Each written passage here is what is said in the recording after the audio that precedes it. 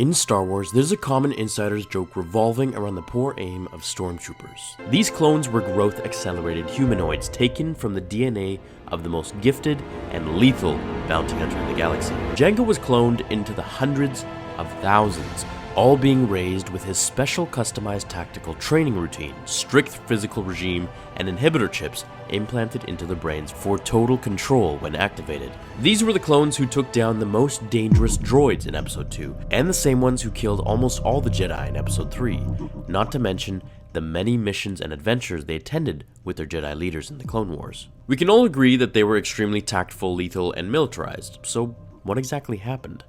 Well, in the almost 20-year gap between Revenge of the Sith and A New Hope, Palpatine discontinued the cloning process and began recruiting soldiers to the Empire.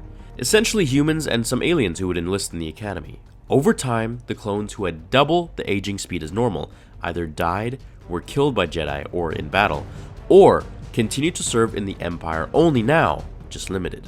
In Revenge of the Sith, we see Vader storming the Jedi Temple with a clan of Stormtroopers, all with a blue stripe down their armor. This was Vader's 501st Legion, the most skilled, deadly, and savage of the clones, specially picked out for Vader's missions. They remained with him in the Empire for as long as they could, and they were then called Vader's Fist.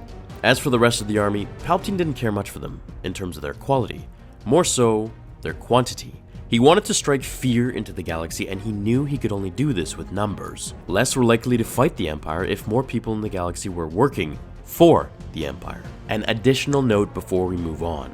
In A New Hope, Vader ordered them not to kill the rebels on board the Death Star, making sure they escaped, allowing the Empire to follow them back to their base. Now, obviously I don't have to address the fact that if they had realistic aim, then all of the heroes would be dead, and there would be no Star Wars.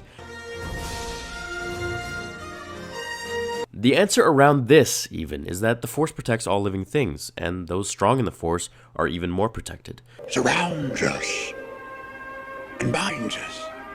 So when a blaster is fired at Luke or the others, there's a much higher chance of the bolt being misguided and hitting the wall just a hair off target.